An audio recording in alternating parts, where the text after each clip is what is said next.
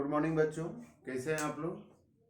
सभी अच्छे हैं और आशा करते हैं कि आप लोग सभी जो है घर में रहकर विभिन्न वीडियो को देख रहे होंगे और इसे अच्छे ढंग से आप लोग समझते भी होंगे। तो चलिए फिर से आप लोग सभी का मुकेश सर ऑनलाइन क्लासेस में सभी का स्वागत है। और सभी बच्चे जो है मेरे यूट्यूब चैनल जो Mukesh sir online classes channel है उसको आप लोग सभी सब्सक्राइब करेंगे, शेयर करेंगे, ताकि आपके साथ साथ और बच्चों का जो क्लास 7 में पढ़ रहे हैं हमारी विरासत जो सामाजिक विज्ञान का एक पुस्तक है, इतिहास के रूप में हम लोग जानते हैं, भाग 2 नए राजा और राज्य के बारे में सभी बच्चों का जानकारी हो जाए। तो हम लोग आज भाग 2 पढ़ेंगे और भाग 2 पढ़ने से पहले हम लोग थोड़ा सा भाग 1 के बारे में जान लेते हैं कि भाग 1 में हम लोग सामंत के बारे में पढ़े थे, जो राजाओं को विभिन्न कार्यों के लिए सामंत जो है वो सहयोग करते थे। इसके बाद हम लोग राष्ट्रकूट के बारे में पढ़े थे, पाल वंश के बारे में पढ़े थे। आज हम लोग पढ़ेंगे गुर्जर प्रतिहार, जो कि आपका ये क्षेत्र पड़ता है। पिछले वीडियो में आप लोग देख सकते हैं। तो पालों के अतिरिक्त उत्तर भारत की दूसरी महत्वपूर्ण शक्ति गुर्जर प्रतिहारों की थी। ठीक है, इस राजवंश के संस्थापक हरिश्चंद्र थे, यानी गुर्जर प्रतिहार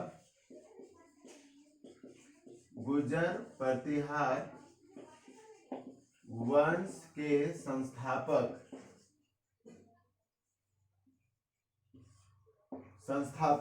कौन थे? संस्थापक जो थे वो थे हरिश्चंद्र थे। ठीक है, गुर्जर प्रतिहार वंश के संस्थापक कौन थे? हरिश्चंद्र थे। गुर्जर प्रतिहार ने पश्चिम व मध्य भारत, देखिए पूरब पश्चिम और लगभग मध्य भारत तक अपनी भौगोलिक सीमा का विस्तार कर एक विशाल साम्राज्य की स्थापना किया था। ठीक है, यानी हरिश्चंद्र ने जो है जब गुर्जर प्रतिहार वंश की स्थापना की थी तो ये विशाल जो साम्राज्य है, आप इसमें देख सकते हैं कि यह राष्ट्रकूट हो गया और यह पाल वंश हो गया। तो इन दोनों में से आप देख सकते हैं कि गुर्जर प्रतिहार का जो साम्राज्य था वह बहुत ही बड़ा साम्राज्य था और उन्होंने जो है बहुत ज्यादा जो है अधिक सीमा तक जो है विस्तार किया था। राष्ट्रकूट बार बार प्रतिहारों व पाल शासकों से कन्नौज और पश्चिमी गंगा के मैदानी क्षेत्रों पर अधिकार के लिए संघर्ष करते थे। यानी राष्ट्रकूट और पाल वंश जो थे, चूंकि यह एरिया जो था वह एरिया गुर्जर प्रतिहार के रूप में था और यह आपका कन्नौज है, और कन्नौज और प्लस गंगा का जो मैदानी इलाका है, तो इस इलाका को लूटने के लिए, इस इलाका पर कब्जा करने के लिए राष्ट्रकूट हो गया और पाल वंश जो है वो गुर्जर प्रतिहार वंश से लड़ते रहते थे, जिसको हम लोग त्रिपक्षीय संघर्ष भी कहते हैं। कन्नौज व्यापारिक दृष्टिकोण से उत्तर भारत का एक महत्वपूर्ण शहर था। यह उत्तर भारत का कन्नौज जो है वह महत्वपूर्ण शहर के रूप में जाना जाता था, क्योंकि यहाँ जो है वह व्यापारिक दृष्टि से बहुत ही उन्नत शहर था। इसे महोदय नगर कहकर भी पुकारा जाता था। याद रखना है कि कन्नौज शहर को महोदय नगर, ठीक है, कभी कभी परीक्षा में पूछ सकता है कि महोदय नगर किसको कहते हैं, तो महोदय नगर जो है वह कन्नौज नगर को ही कहा जाता था। राष्ट्रकूटों ने दक्षिण के चोल वंश के शासकों से भी संघर्ष किया था। यानी अब यहाँ पर आ जाइए दक्षिण, पूरब पश्चिम उत्तर दक्षिण। तो दक्षिण में जो थे वो कौन थे? चोल शासक। ठीक है, अब हम लोग चोल शासक में आ गए। तो चोल शासक से जो है राष्ट्रकूट जो है वो चोल शासक से भी क्या करते थे? संघर्ष करते थे। तो एक चीज और यहाँ जान लेना है कि यह भी जाने, ठीक है, उसको भी हम लोग थोड़ा सा जानते हैं, क्योंकि यह भी इम्पोर्टेंट है। जो आपके बुक्स में जो रंगीन बॉक्स में दिया रहता है उसको भी आप लोग पढ़ेंगे। विक्रमशिला विश्वविद्यालय, जो कि अभी आधुनिक भागलपुर इलाका में है, भागलपुर जो जिला है उसमें विक्रमशिला विश्वविद्यालय था। प्राचीन भारत का बौद्ध शिक्षा का एक प्रमुख केंद्र था। यानी विक्रमशिला विश्वविद्यालय जो है वह प्राचीन भारत का प्रमुख बौद्ध शिक्षा का एक प्रमुख केंद्र था। धर्मपाल ने 1783 से 820 ईस्वी में नालंदा विश्वविद्यालय के शैक्षणिक स्तर में गिरावट के बाद इसकी स्थापना की थी। यानी ये याद रखना है, विक्रमशिला विश्वविद्यालय की स्थापना जो है वो किसने किया था? धर्मपाल ने किया था। धर्मपाल ने किया था। क्योंकि यह भागलपुर यानी जो बिहार का इलाका है, बिहार जो जिला है उसमें एक भागलपुर है, और इस भागलपुर में किसका वंश चलता था? पाल वंश का। बिहार और बंगाल, ठीक है, बिहार, बंगाल, असम, उड़ीसा, ये सारे क्षेत्रों में पाल वंश का शासन चलता था। तो यहाँ पर जो है जब विक्रमशिला विश्वविद्यालय का स्तर नीचे गिर गया, पढ़ाई सही ढंग से नहीं होने लगी, तो पाल वंश ने जो था वो विक्रमशिला विश्वविद्यालय की स्थापना किया। नालंदा विश्वविद्यालय था, जब उसकी ये नालंदा विश्वविद्यालय का जो शैक्षणिक स्तर में गिरावट आई, तब उसने क्या किया? पाल वंश के जो धर्मपाल थे उन्होंने विक्रमशिला विश्वविद्यालय की स्थापना की थी। बख्तियार खिजली ने 1203 ईस्वी में इस विश्वविद्यालय को ध्वस्त किया। यानी इस विश्वविद्यालय विक्रमशिला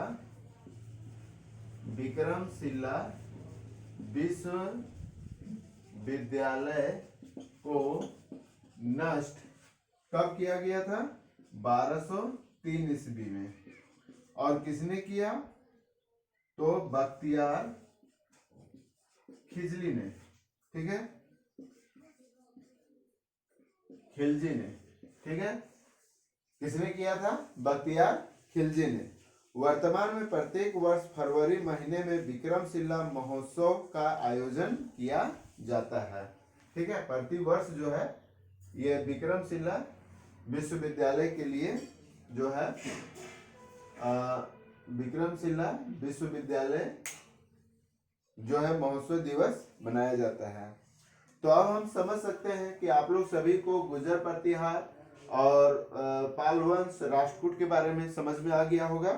अब हम लोग चलते हैं चोल शासक। इसको आप लोग जो है स्क्रीन शॉट मार कर इसे आप लोग उतार लेंगे, क्योंकि अब इसके बाद हम लोग चोल शासक के बारे में पढ़ेंगे, जो कि दक्षिण भारत में आता है।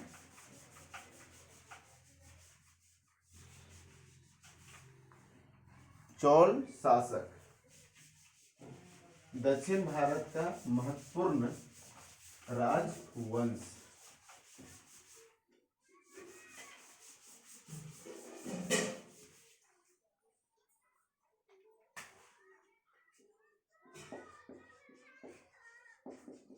चोल शासक, ठीक है। दक्षिण भारतीय राज्यों में चोलों का राज्य सबसे प्राचीन है। यानी दक्षिण भारत में चोल वंश का जो राज्य है वो प्राचीन माना जाता है। चोल वंश की संस्थापक विजयालय था, ये याद रखना है। चोल वंश का संस्थापक कौन था? विजयालय। और पाल वंश का संस्थापक गोपाल, है ना। राष्ट्रकूट का संस्थापक दंती दुर्ग, ठीक है। और गुर्जर प्रतिहार वंश के संस्थापक कौन थे? हरिश्चंद्र, ये याद रखना है। तीनों वंश के संस्थापक, गुर्जर प्रतिहार वंश के संस्थापक कौन थे? हरिश्चंद्र, ठीक है। राष्ट्रकूट के संस्थापक कौन थे? दंती दुर्ग। पाल वंश के संस्थापक कौन थे? गोपाल। और चोल वंश के संस्थापक कौन थे? विजयालय, ठीक है। उन्होंने पल्लवों की राजनीतिक दुर्बलता का लाभ उठाकर तंजौर पर अधिकार कर लिया था तथा स्वतंत्र राष्ट्र की स्थापना की थी। कौन वंश? पल्लव वंश, ठीक है। पल्लव वंश के राजनीतिक दुर्बलता, यानी वो कमजोर थे, ठीक है। दुर्बलता का लाभ चोल वंश ने उठाया, है ना, चोल वंश ने उठाया, यानी कौन, विजयालय, ठीक है। विजयालय ने इसका फायदा उठाया तथा स्वतंत्र राज्य की स्थापना किया। यहाँ पर पल्लवों का राज्य शासन था, लेकिन वो चूंकि दुर्बल था, कमजोर था, तो यह जो है विजयालय ने उस वंश को हराकर और चोल वंश की स्थापना किया। एक युद्ध में परांतक प्रथम को राष्ट्रकूट राजा कृष्ण द्वितीय से हार का सामना करना पड़ा था। हार के बावजूद उसने हिम्मत नहीं छोड़ी और अपने राज्य को शक्तिशाली बनाने में लग गया। उसे पांड्य राज्य पर विजय हासिल की थी।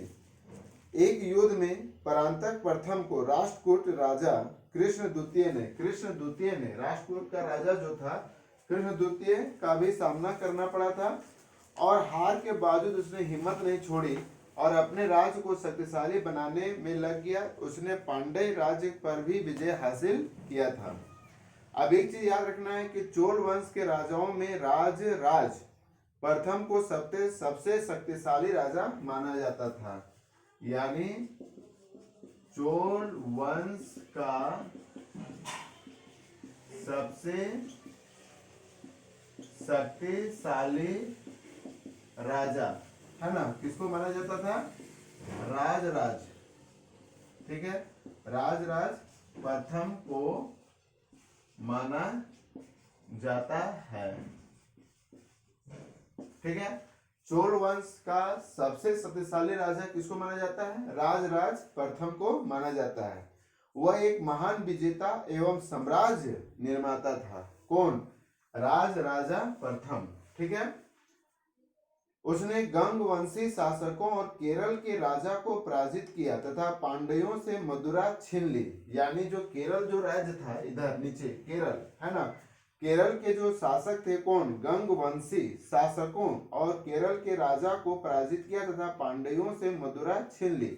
राज प्रथम ने समुद्र के महत्व को समझा। चूंकि हम लोग सभी जानते हैं कि दक्षिण भारत में चारों तरफ समुद्र है, ठीक है, पूरब में बंगाल की खाड़ी, पश्चिम में अरब सागर और नीचे हिंद महासागर है। तो यह राजा प्रथम जो थे वो समुद्र के महत्व को वह समझते थे। अतः वह सामुद्रिक विजय के लिए निकल पड़ा और लंका के उत्तरी भाग तथा मालदीव नामक द्वीपों पर अधिकार कर लिया। और यह लंका जो है, श्रीलंका, उसका जो लंका का उत्तरी भाग, यानी ये उत्तरी भाग जो है ये हो गया तथा मालदीव नामक द्वीपों पर भी अधिकार कर लिया। इसका लाभ यह हुआ कि पश्चिम व्यापार से प्राप्त होने वाला धन चोल साम्राज्य में आने लगा और चोल साम्राज्य आर्थिक रूप से मजबूत होने लगा। यानी यहाँ पर जो है पश्चिम से जो है ये कहा जा सकता है कि पश्चिमी व्यापार से जो है इसको धन आने लगा, है ना। और जब इस चोल वंश के पास जब धन आने लगा तो यह जो है सबसे आर्थिक रूप से मजबूत होने लगा। हालांकि राज बहुत अधिक समय तक इस क्षेत्रों पर अपना नियंत्रण नहीं रख सका। इसके अतिरिक्त कुशल प्रशासक, कला एवं विद्या का संरक्षक तथा उदार एवं सहिष्णु राजा भी था। यानी राज जो था वह तो शक्तिशाली था ही, ठीक है, लेकिन इसके साथ साथ वह क्या था, कुशल प्रशासक भी था। राज प्रथम जो था वह कुशल प्रशासक भी था, यानी कुशल राजा भी था, शासन करने की इसके पास क्षमता अच्छी थी। उनके पास कला का भी जो है ज्ञान था और विद्या का भी ज्ञान था, यानी इसके पास बहुत तरह के नॉलेज जो थे वह राज प्रथम को, यानी विद्या का संरक्षक, यानी विद्या को वह संरक्षित रखते थे। अगर सोच सकते हैं कि वह बहुत सारे स्कूल महाविद्यालयों को भी स्थापना किए होंगे तथा उदार एवं सहिष्णु थे, यानी यह उदार भी थे एवं सहिष्णु मतलब सभी धर्मों को यह मानते थे, राजा थे। इतने सारे गुण जो थे वह राज प्रथम के पास थे। राज प्रथम का पुत्र राजा राजेंद्र प्रथम चोल वंश का दूसरा प्रतापी राजा हुआ। कौन, राजेंद्र प्रथम। राजेंद्र प्रथम जो है वह चोल वंश का दूसरा प्रतापी राजा, चोल वंश का दूसरा प्रतापी राजा। और ये याद रखना है कि राजेंद्र प्रथम किसका बेटा था? राजराज प्रथम का। ठीक है, राजराज प्रथम का पुत्र कौन था? राजेंद्र प्रथम। याद रखना है राजराज, तो राजराज का राजराज प्रथम, प्रथम हो गया राज, राजेंद्र, है ना, राज राजेंद्र। ठीक है, इसको याद रखना है, राज राजेंद्र। ठीक है, उसने अपने पिता की विरासत को अक्षुण्ण रखते हुए एक सुदृढ़ थल एवं जल सेना के आधार पर साम्राज्य का विस्तार किया। क्योंकि उनका राजा जो था राजराज प्रथम, जो उनके राजेंद्र प्रथम के पिता थे, वह बहुत ही शक्तिशाली राजा थे। तो उन्हीं के नक्शों कदम पर जो है राजेंद्र प्रथम जो है वह चला और उसने चोलों को शक्ति में काफी वृद्धि हुई। उसने चालुक्य, पांड्य, चेर तथा पाल वंश को हराया। और यह जो राजेंद्र प्रथम थे वह चालुक्यों को, पांड्य को, चेर और पाल वंशों को भी हराया।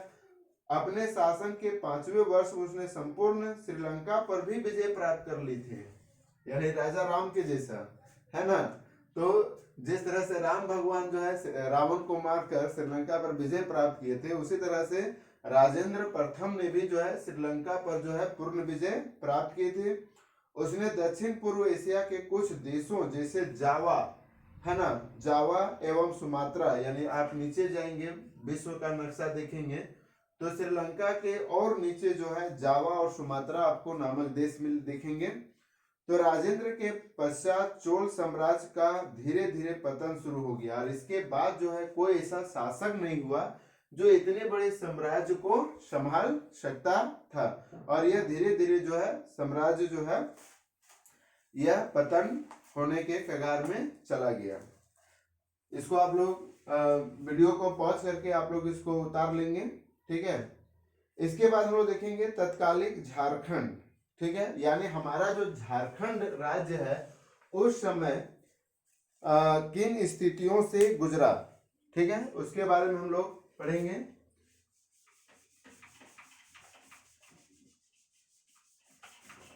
तो आप लोग देख सकते हैं कि चोल वंश जो है वह भारतीय राजाओं में शक्तिशाली राज्य के रूप में भी उनको जाना जाता है। और राजेंद्र प्रथम जो थे वह उनसे भी बढ़ चढ़ के जावा, सुमात्रा, जो कि आज विश्व के विभिन्न देशों के रूप में जाने जाते हैं, उस पर भी हमारे भारत का साम्राज्य फैला हुआ था। तो अब यहां पर देखते हैं कि तत्कालीन झारखंड उस समय हमारे झारखंड की क्या स्थिति थी। गुर्जर, प्रतिहार, राजपूत एवं पाल राजाओं का पारस्परिक प्रतिद्वंदता का झारखंड की राजनीति तथा संस्कृति पर भी प्रभाव पड़ा। क्योंकि यहाँ से जो है गुर्जर, प्रतिहार, है ना, राजपूत और पाल वंश, तो लमसम देखिए झारखंड यहाँ पर है ना। तो यहाँ पर तीनों वंशों का राजनीतिक अधिकार इस पर आता है। इनमें कोई ना कोई अवसर पाकर इन क्षेत्र पर अपना प्रभुत्व स्थापित कर लेता था। चतरा के इटखोरी में, चतरा हमारा जो जिला है उसका इटखोरी में महेंद्र पाल के शिलालेख से सिद्ध होता है। यानी यहाँ पर जो है इटखोरी जो है ना, चतरा का इटखोरी में